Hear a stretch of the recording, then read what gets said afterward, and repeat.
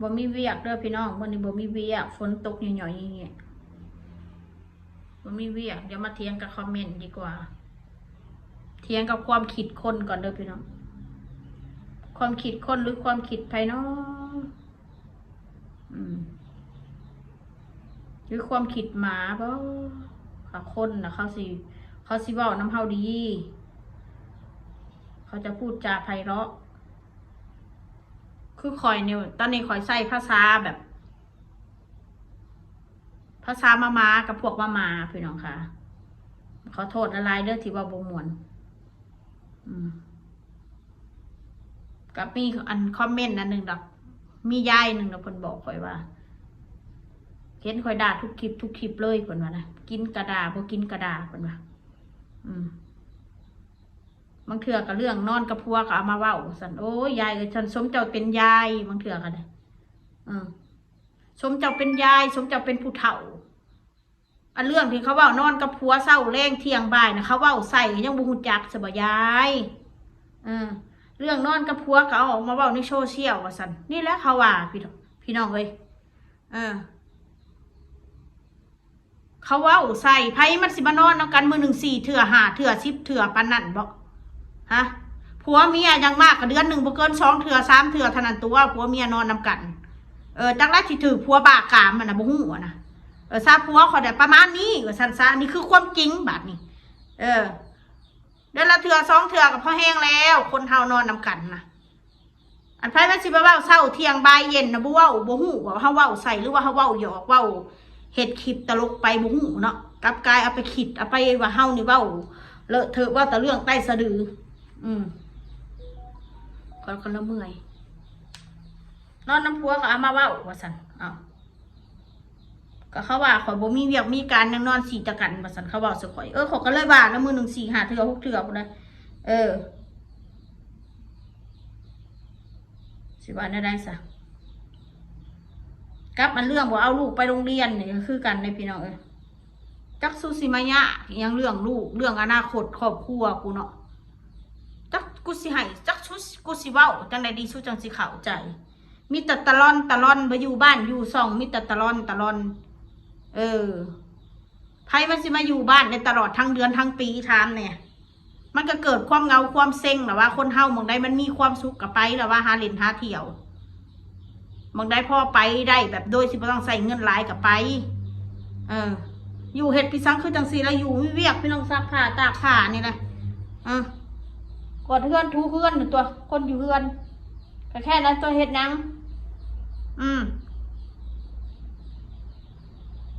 ฉันคนเขาสิออกไปเห็นยังสันเหตุงานเหตุการณ์เขาบ่อยู่กับทีกับทางเห็นบ่ตื่นเช้ามากกับไปมันผู้ใดกันใดก็ย้อนหาเรื่องครอบครัวนี่แหละว่า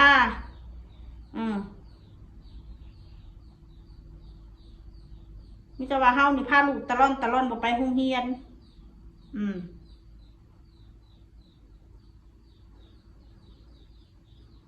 ที่มายะพี่สางไปบ่ไปก็ได้โตได้มาส่งลูกเขาเรียน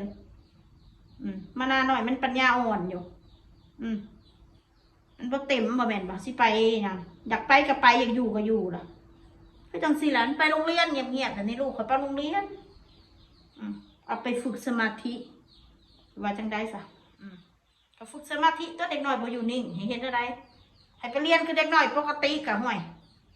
มันก็ยังพันละถึงขันเด็กน้อยปกติเนาะเข้าใจไหมว่าเด็กพิเศษนะสู้เข้าใจบ่สิบอกฮาสเตกยัง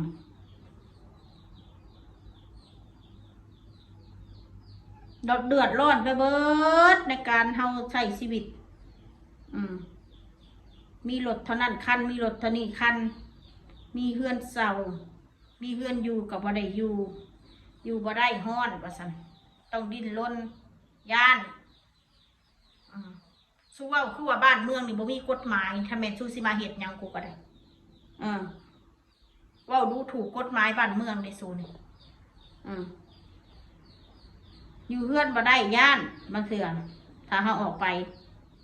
บางคนก็ว่าอยู่แต่ในเฮือนบ่กล้าออกไปใส่ย่านบางคนก็ว่าอยู่แต่ในรถไม่กล้าลงรถย่านสักแต่หาแต่คำเบาบดีใส่คนอื่น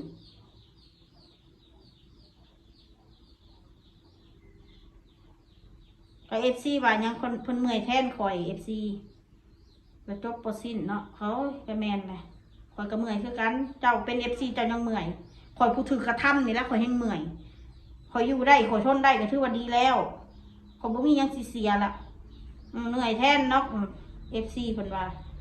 ไม่รู้ว่าสาวมนสู้กับอะไรอยู่คนมาคอมเมนต์ด่าแต่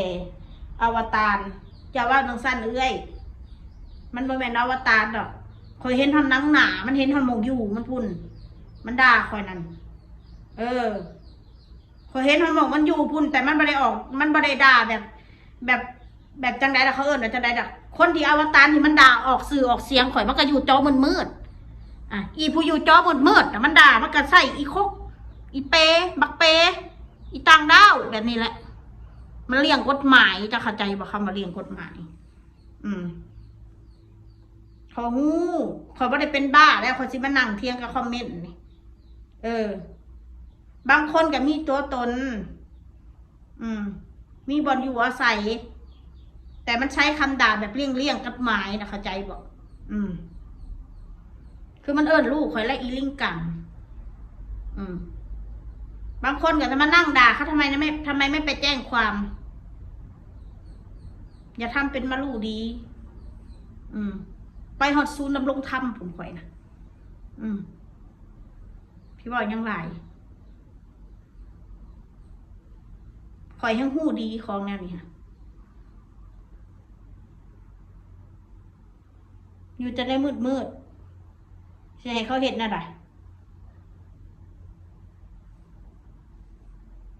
คนเฮาเศษคนหนึ่งมันก็มีเส้นมีสายมีเพื่อนมีพักภูมิคือพวกมันน่ะมีเพื่อนมีพักพวกมีเงินวานแน่มาสั่นซะมันก็เหตุได้คนเฮานะคือจังมันให้คนมาหาข่อยอะไรเห็นปะมาด่าข่อยหาข่อยนะออกเงินในการค่าน้ำมันค่ากินค่าหยาดซอยกันคนละ2,000 3,000ผู้1,000 2,000 10 คนกับ10,000นะเด้คือข่อยนะไพ่มันสิมาซอยข่อยล่ะสิให้ข่อยสู้นะคะเงินข่อยหรือว่าไปนั่งสู้กับพวกนี้ค่ะวายคืออีเนี้ยก็อีคอมเมนต์มาใหม่ๆมันเราเสียข่อยนะ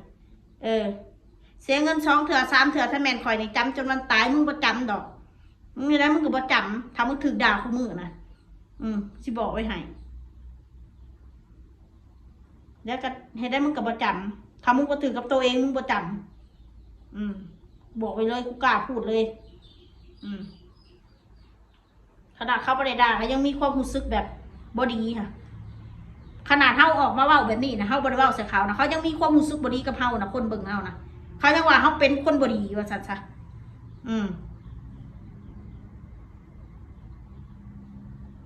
บ่แม่นจู่ๆสิมานั่งเว้าไร้สาระบ่มีประโยชน์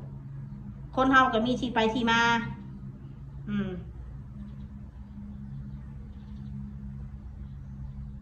ดีมากก็ดีไปต้องถือกับตัวเองถือกับลูกตัวเองถือคนด่าลูกเจ้าของหรือว่าถือคนด่าพ่อด่าแม่เจ้าของนะกูด่าพ่อด่าแม่คนกูยอมรับนะแต่กูไม่ได้หูจักสื่อพ่อแม่พวกมันได้มีหูแต่ว่าบักคุ้ยกับอีหมาผสมกันออกมาแค่นั้นแหละมีแต่พ่อคู่คุ้ยแม่มาหมามีแต่แบบนั้นแหละแล้วมันรับเอาป่ะนี่แต่นี่มันด่ากูด่าแม่กูออกสื่อเลยเด้ด่าพ่อกูตายไปแล้วมันก็ยังออกสื่อเลยเด้ฮันดิแบบนั้นมันมันเจาะจงด่ากูโดยตรงแล้วกูด่าพ่อด่าแม่พวกมันมันดิ้นแผลบทั้งที่กูไม่ได้หูจักสื่อพ่อแม่มันเลยว่าสันซะคือแต่ว่าเฮานี่บอดีร้องมาเว้าให้กูแม่กูสิอยากแตะถึงสูน่ะ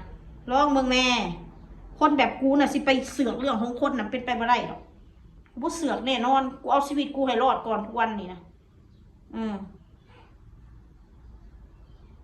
บ่ยุ่งวุ่นวายกับไผสิมีกินไผสิรวยกับ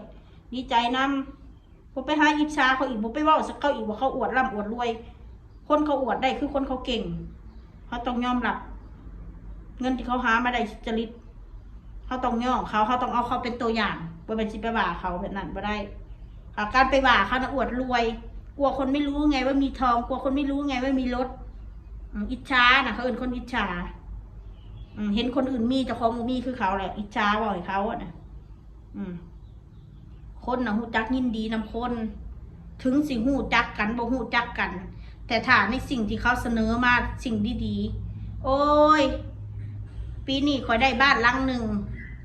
โอ้ยยินดีด้วยนะคะทั้งที่เฮาก็บ่ฮู้จักเขาเขาก็ต้องร่วมยินดีกับเขา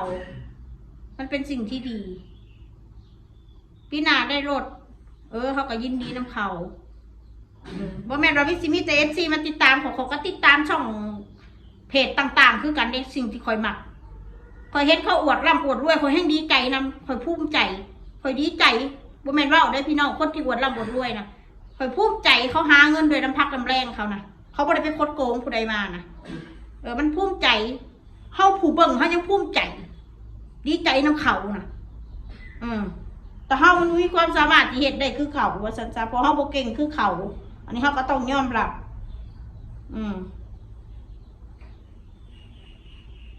โมเมนต์อีกยังกับซิมาเว้าบวชบ่อวดกับซิมาเว้ามีอวดคือเขาบ่แค่นั้นแหละคือข่อยเนี่ยได้บ่มีเฮือนอยู่บ่มีเฮือนดินอยู่ชีวิตตกอับพอปากว่าซั่นสิแม่นละมั้งเวรกรรมก็บ่ปฏิเสธถึงเวลามีมันสิมีเดี๋ยวบ่มีก็แล้วแต่ตอนนี้ยังอยู่บ้านเช่าบ่แน่เดินอยู่ต่อไปข้างหน้าอาจจะอยู่ข้างถนนก็ได้ไผสิฮู้จักชีวิตคนเฮา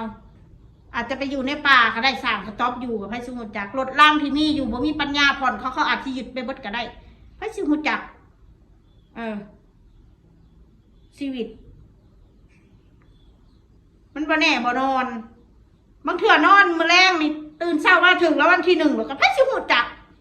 คนเฮาคนมีเงินเฮ็ดหยังก็มีความสุขกับคนเกลียดคนหนาเฮ็ดหยังก็มีแต่ความทุกข์เห็นคนเขามีความสุขแล้วก็เกลียดเขาสร้างเขาแล้วมีแต่เจ้าของเป็นทุกข์ไปฟังลงในเด้อธรรมะธรรมโมเขาบอกนะทางนี้บ่ได้ทุกข์ได้ทางนี้อยากด่าขึ้นบ่แม่นหยังดอกด่ามาแบบแล้วก็อยากด่าขึ้นแบบนั้นจุดประสงค์นะยิ่งด่ายิ่งเข้าทางเขาก็เข้าทางกูคือกันบ่ได้ว่าแต่เข้าทางพวกมันหากินน้ำกูก็หากินน้ำมันคือกันมันก็แฟบ่แม่นสิให้แต่พวกมันมาหากินน้ำมุกข่อย